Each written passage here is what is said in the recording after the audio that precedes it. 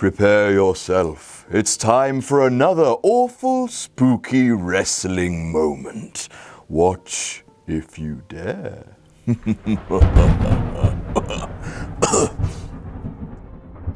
Vampiro and Sting were a very, very short-lived tag team in WCW named, and it sounds like I'm making this up, but I swear I'm not, the Brothers in Paint.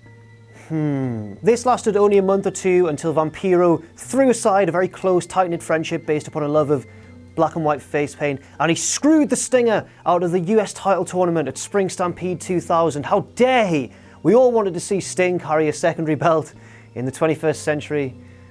Oh my word. They then feuded throughout the spring, and Sting got the better of Vampiro at pretty much every turn until they reached the Great American Bash 2000. Now this match is special because it was a Human Torch match. Flame on!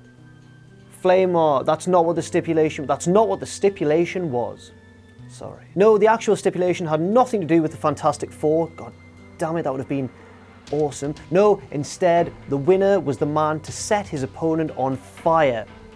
The pair brawled to the top of the Nitro Vision, that's Titantron in WWE speak, where there was indeed a torch. And then they sort of brawled, and it was very messy, and I shit you not, they piped thunder and lightning effects into the arena. There were rumbles, there were lights flashing.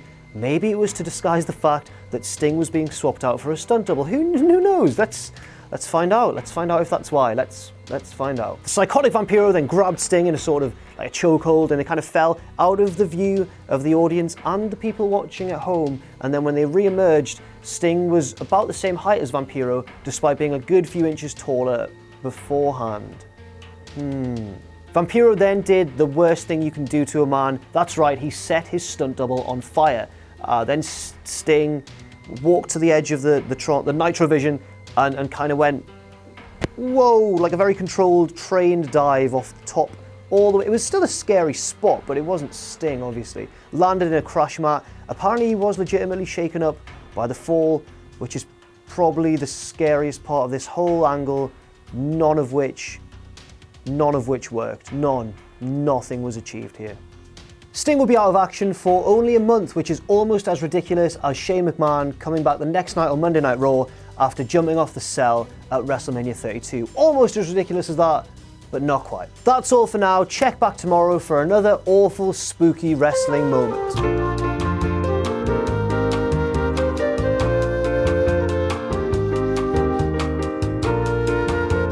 This Thursday, for the first time on iPay-Per-View, WCPW refused to lose. Alberto El Patron, the Mexican sensation El Ligero, the Kiwi buzzsaw Travis Banks in a triple threat for the WCPW Internet Championship. Mr. Brexit Doug Williams takes on the grandson of a plumber, Cody Rhodes, answering Nixon Mule's open challenge for the WCPW Women's Championship, Kimberly. The Iron Man, Joe Coffey, takes on Minoru Suzuki. Rampage versus Adam Blumpier in a street fight. Joseph Carnes will defend his WCPW championship against Martin Kirby. And the local hero Joe Hendry will take on the American hero Kurt Angle. WCPW refused to lose. Thursday, 7:30, 2:30 Eastern, only on iPay-Per-View.